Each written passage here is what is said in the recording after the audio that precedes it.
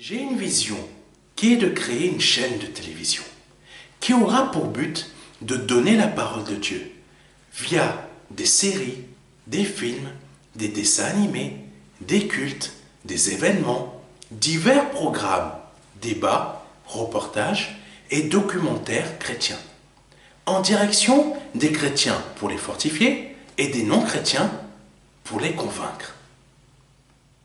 Pour effectuer ce projet, nous avons besoin de votre don afin de le concrétiser. Si vous souhaitez devenir donateur, je vous invite à effectuer un don sur notre site ou à nous contacter à contact@ministère-de-la-réconciliation.fr. Si vous êtes chrétien, nous sommes à la recherche de personnes ayant un talent ou des talents particuliers dans le domaine du média télévisuel.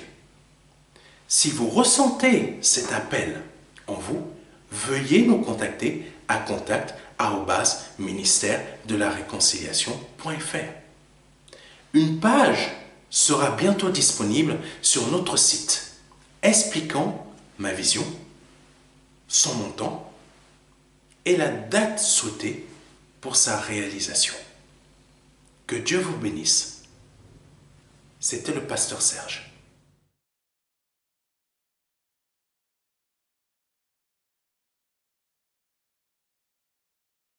Nous te rendons grâce pour cet enseignement.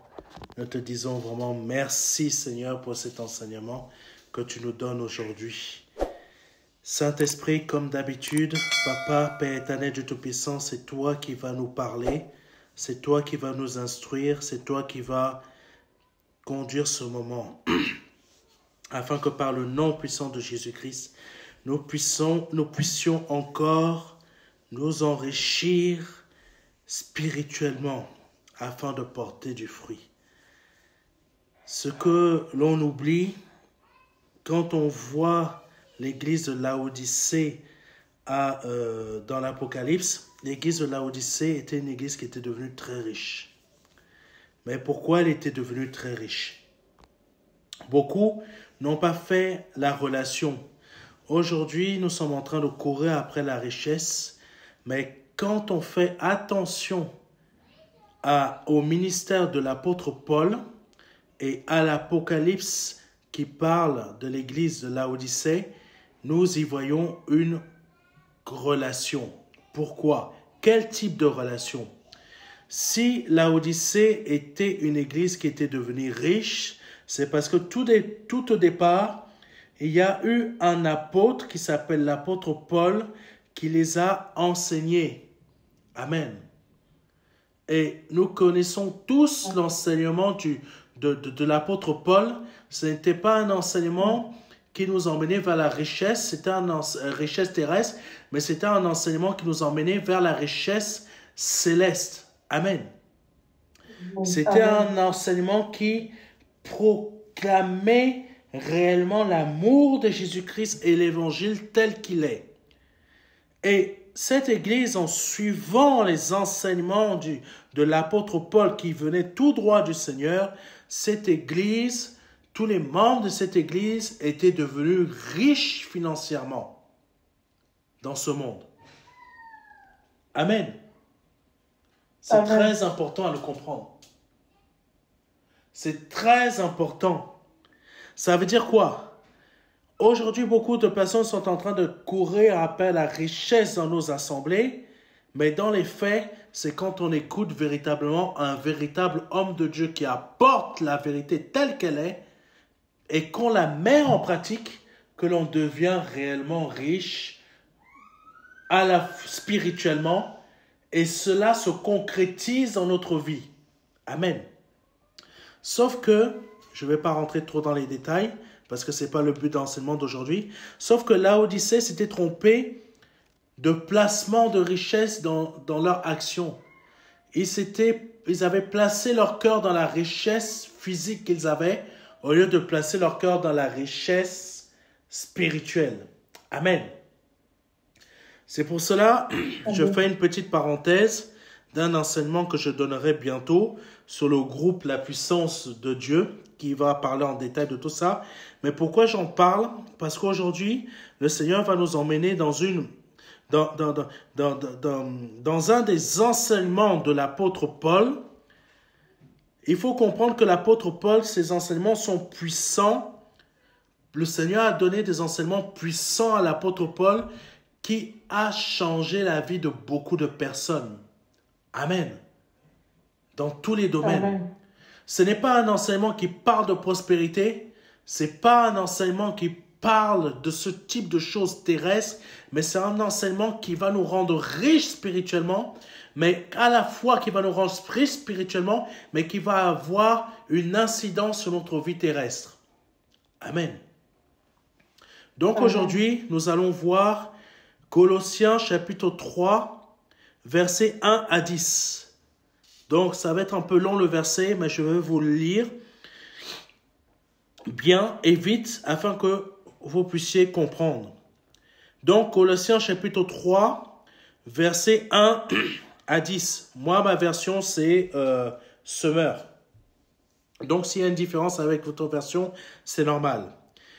Mais vous êtes aussi ressuscités avec le Christ. Recherchez donc les réalités d'en haut. Amen. C'est très fort. L'apôtre Paul nous a amené jamais ses disciples à chercher les réalités d'en bas, comme c'est le cas aujourd'hui dans nos assemblées. Amen. Malgré qu'ils recherchaient les réalités d'en haut, Laodicée était devenue riche. Quelqu'un me comprend? Amen. Je continue. Là où se trouve le Christ qui siège à la droite de Dieu. Donc je reprends. Mais vous êtes aussi ressuscités avec le Christ. Recherchez donc, amen, les réalités d'en haut. Là où se trouve le Christ qui siège à la droite de Dieu. De toute votre pensée, tendez vers les réalités d'en haut. Donc, toutes nos pensées doivent être placées sur Jésus-Christ. Pas sur nos problèmes terrestres. Pas sur nos projets terrestres. Pas sur nos envies terrestres. Quelqu'un me comprend? Amen. De toute votre pensée, tendez vers les réalités d'en haut et non vers celles qui appartiennent à la terre. Je sais que tu as des problèmes à ton travail. Je sais que tu as des problèmes dans ton couple. Je sais que tu as des problèmes peut-être avec le voisinage ou je ne sais pas quoi. Il y a des choses qui ne marchent pas. Mais Dieu te dit, au travers de moi, de toutes tes pensées, tends vers les réalités d'en haut et non vers tes problèmes. Amen. C'est fort. Amen. C'est fort ce que l'apôtre Paul a dit. Cet enseignement-là a béni Laodicée. Et Laodicée est devenue riche. Amen. Parce que Laodicée a su comprendre là où il fallait que leur pensée soit. Mais entre-temps, ils ont dévié. Malheureusement, c'est l'être humain. Amen. Amen. Mais le Seigneur, c'est pour ça qu'il les a toujours rappelés à revenir à la bonne richesse que Dieu leur avait donnée au travers de l'apôtre Paul. Parce que c'est dans Colossiens qu'on voit que l'apôtre Paul avait enseigné la Odyssée. Continuons. Verset 3. Car vous êtes morts et votre vie est cachée avec le Christ en Dieu. Amen. Car vous êtes morts et votre vie est cachée avec le Christ en Dieu. Le jour où le Christ apparaîtra, lui qui est votre vie, alors vous paraîtrez vous aussi avec lui en partageant quoi? Sa gloire. C'est fort. Sachant que le Seigneur, l'Éternel avait dit, je ne donnerai jamais ma gloire à un homme. Tandis que là, le Seigneur, nous ne sommes plus des hommes, mais nous sommes des imitations de Christ. Verset 4. Le jour où le Christ apparaîtra, lui qui est votre vie. Ça veut dire que ta vie est morte. Christ est maintenant ta vie. Tu es autre chose. Amen. Tu es autre chose. Tu deviens autre chose. Alors, je vais vraiment personnaliser ça pour toi, pour que tu comprennes. Le jour où le Christ apparaîtra, lui qui est ta vie maintenant, alors tu paraîtras toi aussi avec lui en partageant quoi? Sa gloire. Amen. Amen. Voilà l'une des raisons pourquoi Laodicée était devenue riche financièrement. Parce que l'église de Laodicée avait compris l'importance de changer, d'être la vie de Christ et non leur propre vie. Amen. Continuons. Amen. La vie nouvelle. Faites donc mourir tout ce qui, dans votre vie, appartient à la terre. C'est-à-dire l'inconduite, l'impureté, les passions incontrôlées, les désirs mauvais et la soif de posséder. Ça, c'est ce qui tue beaucoup de nos frères et sœurs aujourd'hui.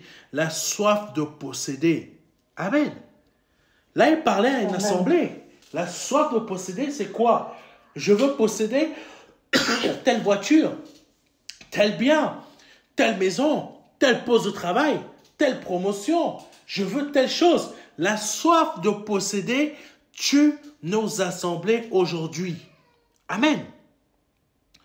Qui est une idolâtrie. Le Seigneur dit qui est une idolâtrie.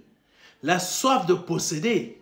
Le dernier iPhone est sorti, mais ton cœur, au lieu d'être tendu au lieu que tes pensées soient tendues entièrement vers le Seigneur, elles sont portées sur le dernier iPhone qui est sorti.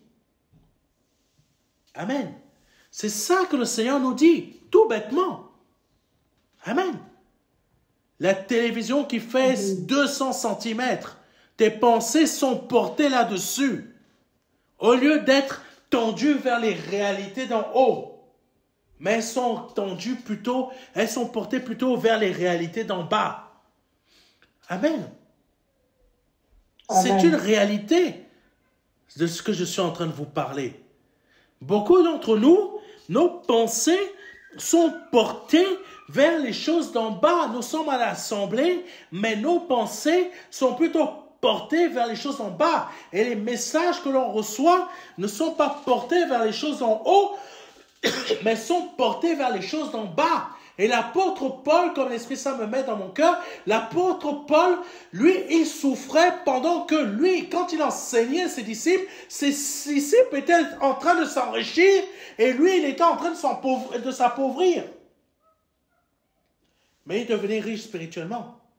Il s'appauvrissait comment? En finissant en prison, pendant que les autres étaient en train de recevoir la gloire de Dieu dans leur vie, et cette gloire se manifestait dans une richesse réelle. Quand tu suis de tels hommes de Dieu, oh Seigneur, tu ne peux être que béni. Amen. Amen. Parce que de tels hommes de Dieu te porteront toujours à rechercher les réalités d'en haut et non celles d'en bas. Amen. Amen. Parce que la présence de Dieu dans notre vie aura toujours de très bonnes incidences, je dis bien, dans notre vie terrestre. Amen. C'est très important à comprendre ça. Donc il dit, les désirs mauvais et la soif de posséder, qui est quoi? Une idolâtrie. La soif de posséder les choses dans ce monde est une idolâtrie. Mais quand tu cherches le royaume des cieux, tu cherches la réalité. Amen.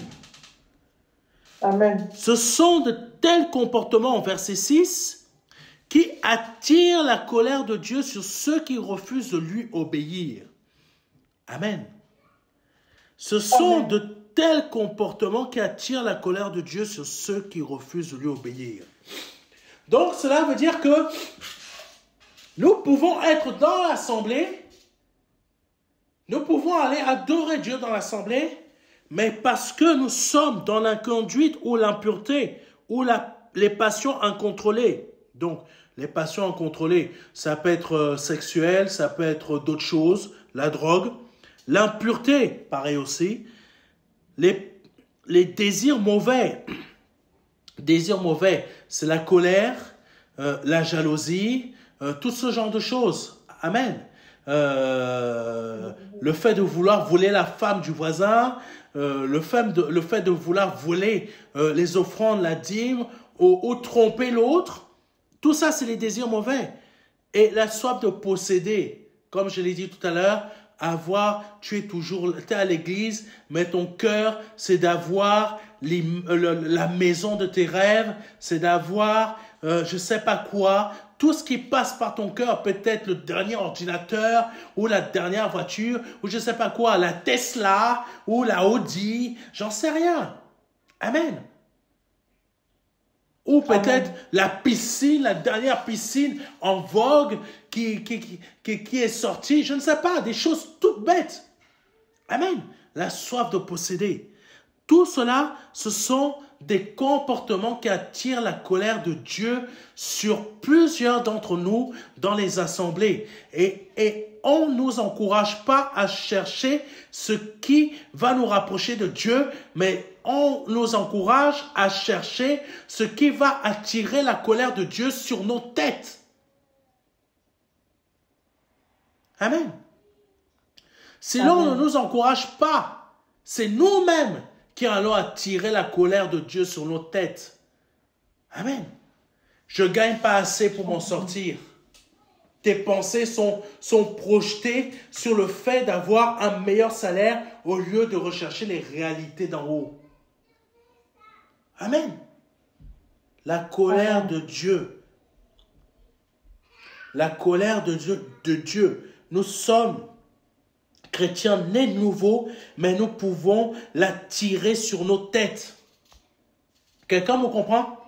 Nous sommes des chrétiens nés de nouveau, mais nous pouvons toujours attirer la colère de Dieu sur nos têtes. C'est pour ça que nos affaires ne fonctionnent pas. C'est pour ça qu'il y a certaines choses dans notre vie, on ne comprend pas pourquoi cela s'est produit subitement. La colère de Dieu, c'est exactement comme David avait pu faire. Il a couché avec la femme de quelqu'un et il a fait tuer le mari.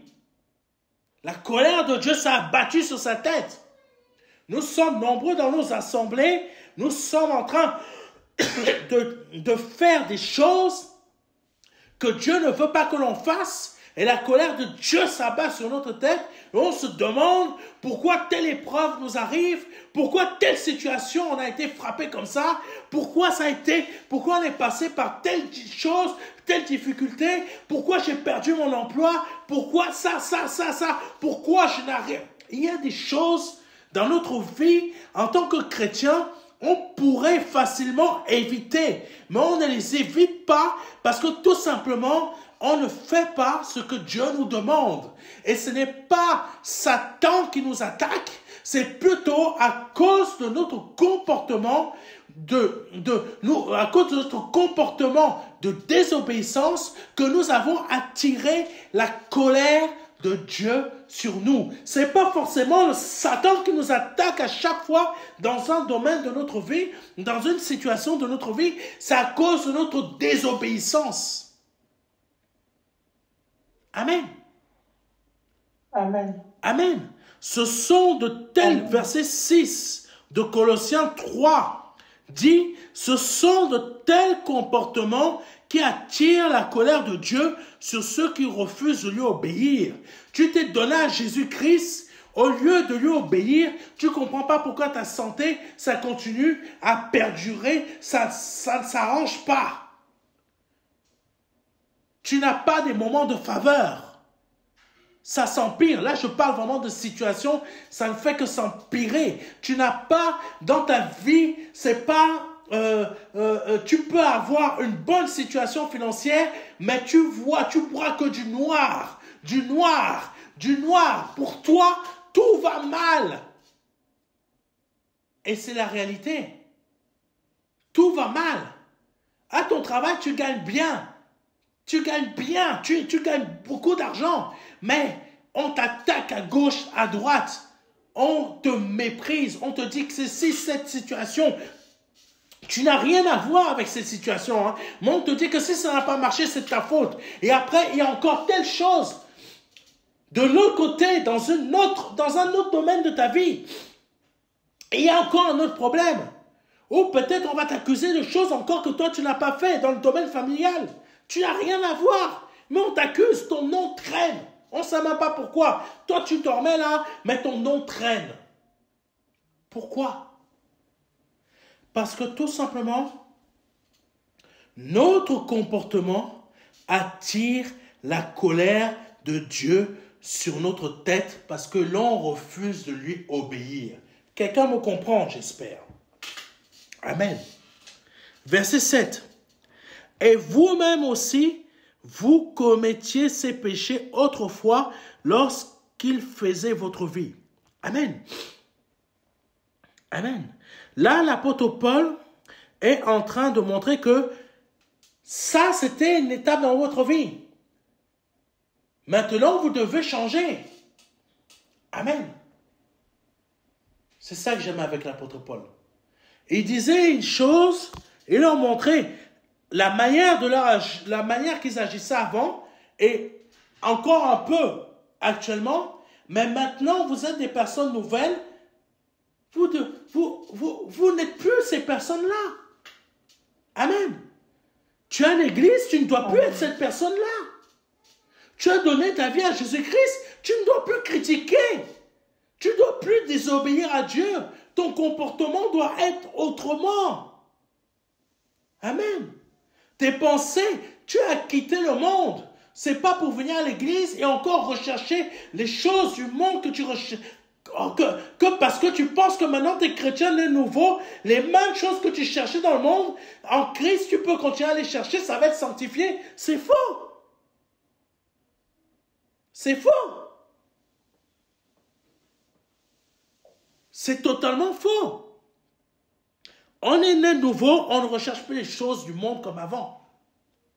Maintenant, ce qu'on va chercher, c'est les réalités d'en haut, là où se trouve Jésus-Christ. Et c'est bien précisé, là où se trouve Jésus-Christ, pas là où se trouve la sorcellerie. Parce que on a la possibilité d'aller chez le sorcier aussi et de dire, je vais chercher les choses spirituelles. Amen. Mais là, la parole de Dieu nous précise, c'est là où se trouve Jésus-Christ à la droite du Père. Amen. Parce qu'il y a des personnes aussi c'est pas un hasard, c'est la parole de Dieu nous le précise, là où se trouve le Christ qui siège à la droite de Dieu.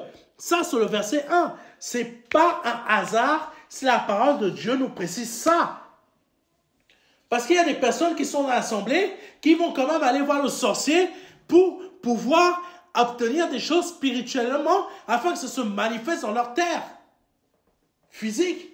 Même dans le monde, on connaît plein d'histoires. Les femmes qui se trouvent, qui du jour au lendemain, qui deviennent folles, mais elles avaient baptisé. Je vais vous dire quelque chose rapidement. Rapidement avant de continuer le verset. Je ne sais pas si vous êtes tous au courant, mais le but d'un homme de Dieu, c'est de dénoncer aussi ce qui se passe dans ce monde. Les chrétiens aiment beaucoup, malheureusement les chrétiens évangéliques aiment beaucoup ce monde parce qu'ils recherchent la richesse terrestre de ce monde. Mais est-ce que la plupart d'eux savent que la plupart des grandes sociétés pour lesquelles ils travaillent, ces grandes sociétés pratiquent de la sorcellerie contre d'autres sociétés? C'est connu et ça se passe en France. Amen. Ouais. Ces personnes sont blanches, mais elles vont voir des sorciers en Afrique. Elles vont voir des sorciers en Afrique ou même voir des sorciers ici en France pour que le concurrent, ses affaires ne marchent pas. Vous pensez que Renault, que Peugeot, que Audi, que toutes ces sociétés-là, c'est juste leurs ingénieurs qui sont en train de démonter des voitures pour voir la concurrence? Non, ils font de la sorcellerie. Ils font de la sorcellerie pour que la voiture du voisin, du concurrent, ça ne marche pas. Vous pensez que Total fait juste des choses clean? Total ne fait pas des choses clean. Ils font de la sorcellerie pour que Elf, pour que les autres sociétés, même russes ou je ne sais pas quoi, ça ne marche pas. Ils font tous la même chose. Amen. Et même en interne dans ces sociétés-là, qu'est-ce qui se passe? Il faut dénoncer les choses. Même dans les assurances, même dans les banques, la sorcellerie y est. Même dans la politique, la sorcellerie y est. Ici en France, de la tête jusqu'aux pieds, la sorcellerie y est. Pourquoi? Parce que l'autre veut évincer son collègue ou son concurrent. Amen. Amen. Je vous raconte rapidement une histoire. C'est un sorcier ici en France, un blanc. Un blanc, hein. Je vous le dis bien, hein. Un blanc. B-L-A-N-C. C'est pas un noir, hein. Un blanc. Amen. Un blanc, je le dis, un blanc. C'est pas un noir. Il est ici en France. Il a donné ce témoignage. Il a dit que c'était une grande société ici en France qui était venue le voir lui pour aller faire de la sorcellerie contre un concurrent parce que le PDG de cette boîte voulait que l'autre échoue dans ses projets. Il lui a dit non, moi je ne trempe pas là-dedans. Je ne fais pas de la sorcellerie pour ce type de choses. Donc le gars a dit ok. Il est parti voir son collègue. Donc les sorciers ont même des collègues. J'ai découvert ça. Je me suis dit mais dans quel monde on vit? Même les sorciers ont des collègues. C'est chaud. Donc, il est allé voir mon collègue, encore un autre blanc. Donc, le PDG est parti voir son collègue, il lui a dit, voilà, patati patata, je ne veux pas que l'affaire de l'autre fonctionne. L'autre, il a accepté. Son collègue sorcier a accepté. Il a fait sa sorcellerie. Les affaires du concurrent commençaient à ne plus bien fonctionner, à ne plus bien marcher. Donc, qu'est-ce que le PDG qui a été attaqué, qu'est-ce qu'il a fait? Il est parti en Afrique, cette fois-ci. Donc, l'autre est parti en Afrique. Il est parti chercher des sorciers plus puissants. Quand il est parti voir les sorciers plus puissants pour attaquer à la fois le premier PDG qu'il avait attaqué, puis le sorcier qu'il avait attaqué, les sorciers noirs en Afrique là-bas ont réagi, ont fait leur sorcellerie. Le sorcier blanc, ici en France, qui avait fait sa sorcellerie, est mort. Et la société dont le PDG qui avait été attaqué, toutes les attaques ont cessé. Et l'autre qui l'a attaqué, ça n'a plus fonctionné. En France, voici ce qui se passe. Je veux dire aux chrétiens évangéliques, vous qui aimez vos richesses terrestres, voici réellement le monde terrestre que vous aimez tant, comment il fonctionne. Et vous dites que vous aimez Dieu. Voici votre monde tel qu'il fonctionne. Amen. Il faut dénoncer les choses. Voici votre monde, comment il fonctionne.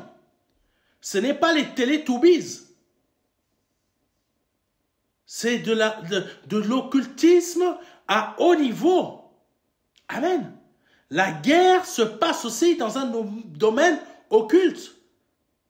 On a appris dernièrement qu'il y a un Auchan là, où ils sont en train de vendre maintenant des choses mystiques. Auchan vend maintenant des choses de sorcellerie.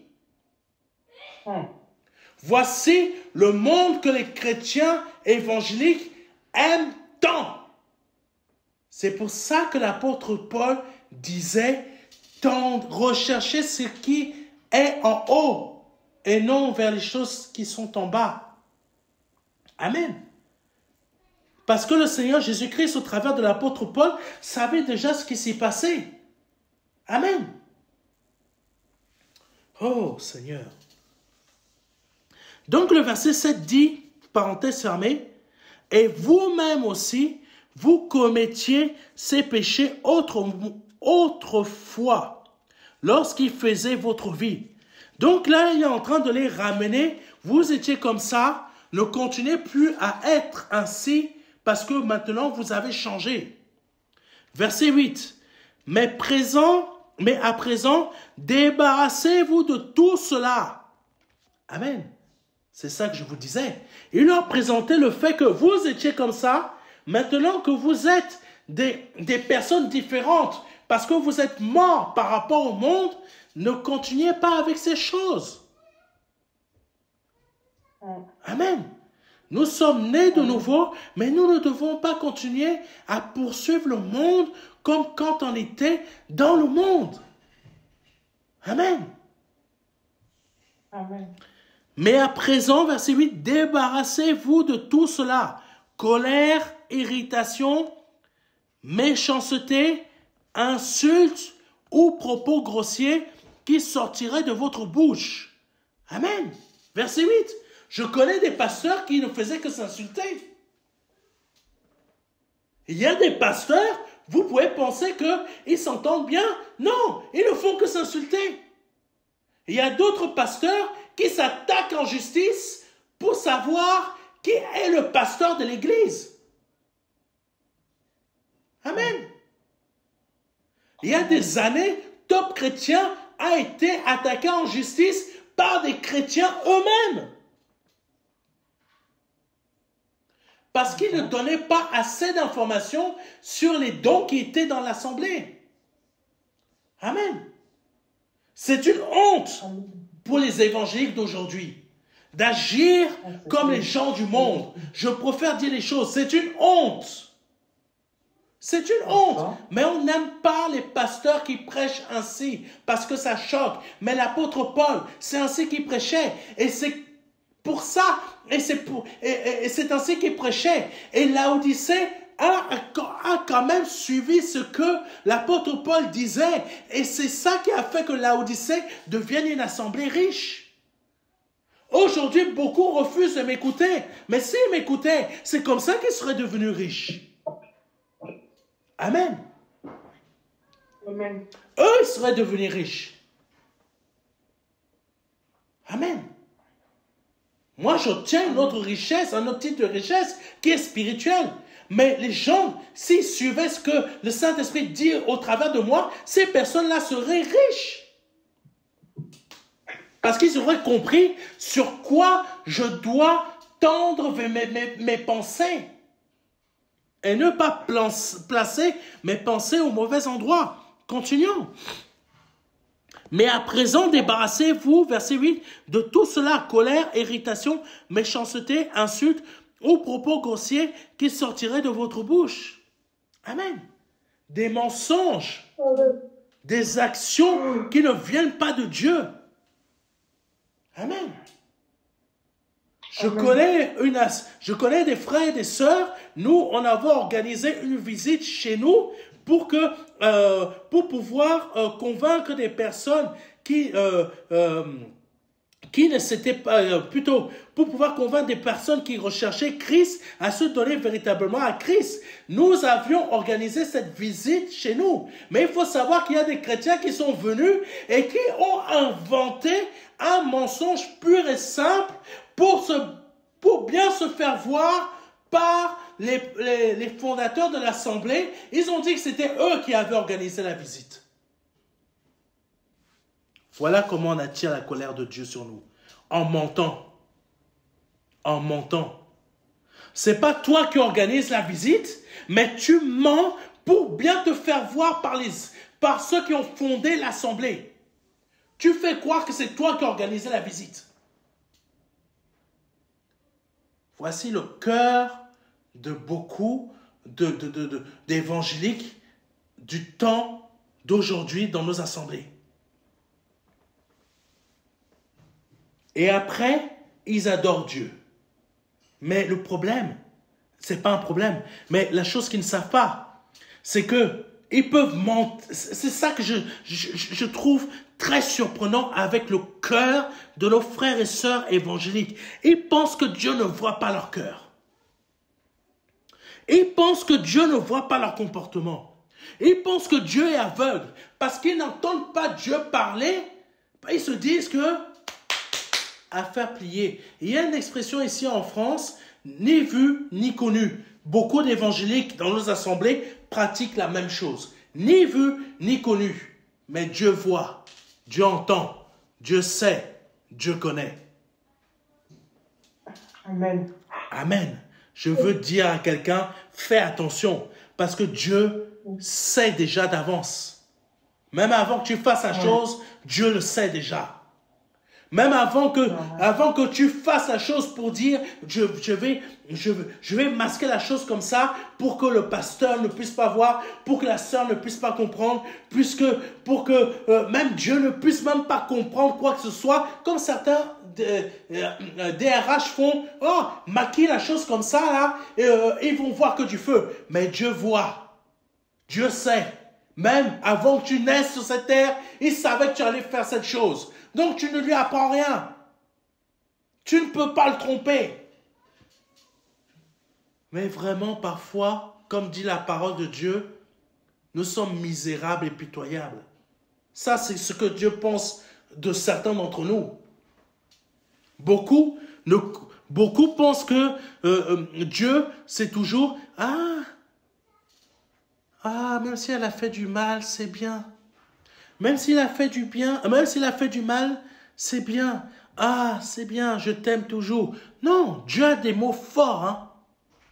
Dieu a des mots très forts qui peuvent même nous blesser. Amen. Mais sauf que quand Dieu a des mots pour nous blesser, c'est pour nous emmener à changer. Amen. Quand Dieu dit de nous que nous sommes misérables et pitoyables, c'est des mots forts qui peuvent blesser notre personnalité, le fond de notre cœur. Tu dis que tu es chrétien, mais Dieu te dit que tu es misérable et pitoyable. Mais pourquoi il te dit ça? C'est pour que tu changes. Pourquoi il te blesse? C'est pour que tu reviennes sur le droit chemin. Amen. C'est pour que tu évites la mort. Continuons. Verset 9. Ne vous mentez pas les uns aux autres, car vous vous êtes dépouillés de l'homme que vous étiez autrefois, avec tous ses agissements. Verset 10. Et vous vous êtes revêtus de l'homme nouveau. Amen. Comme je le disais tout à l'heure, l'apôtre Paul était en train de les rappeler ce qu'ils étaient autrefois, qu'ils étaient censés abandonner. Et il leur dit, maintenant que vous êtes de nouvelles personnes, ne continuez pas avec ces choses d'autrefois que vous étiez, mais tendez vers les réalités d'en haut. Amen. C'est le message que le Seigneur a mis à mon cœur de nous partager aujourd'hui. Vraiment, j'espère que cela va toucher votre cœur afin d'apporter un changement radical. Parce que quand le Seigneur utilise des mots forts comme misérable et pitoyable, c'est vrai, ça peut blesser quelqu'un, ça peut choquer quelqu'un.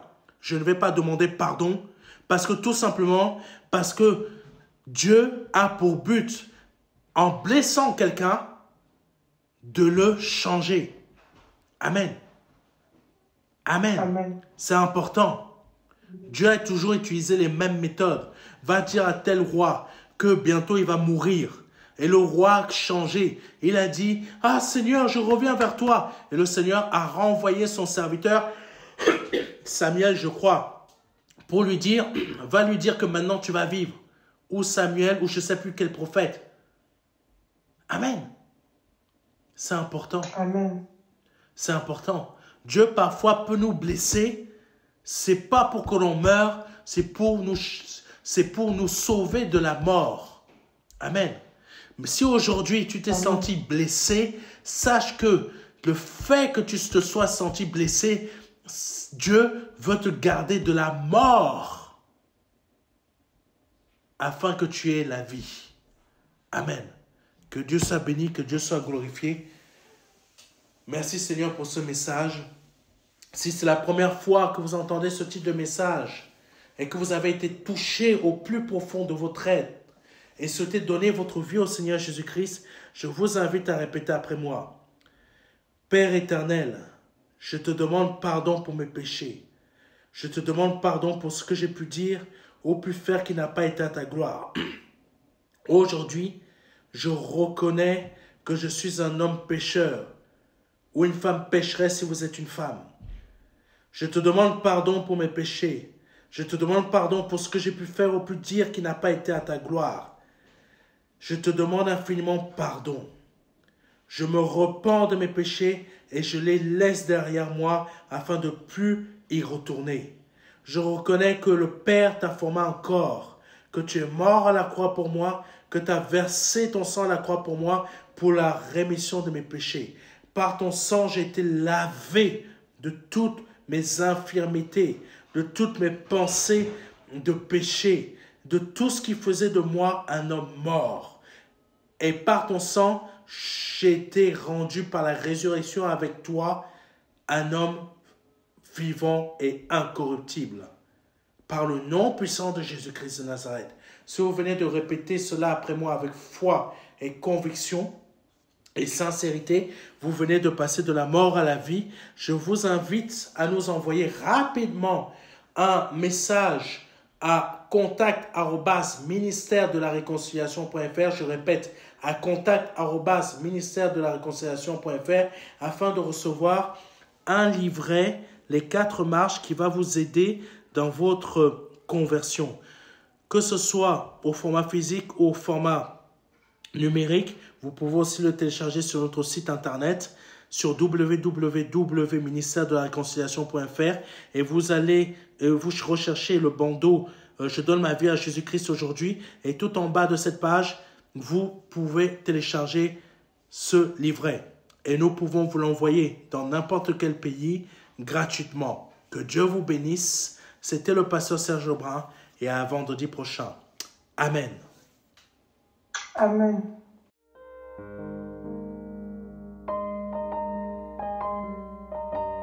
Jean 3, verset 16.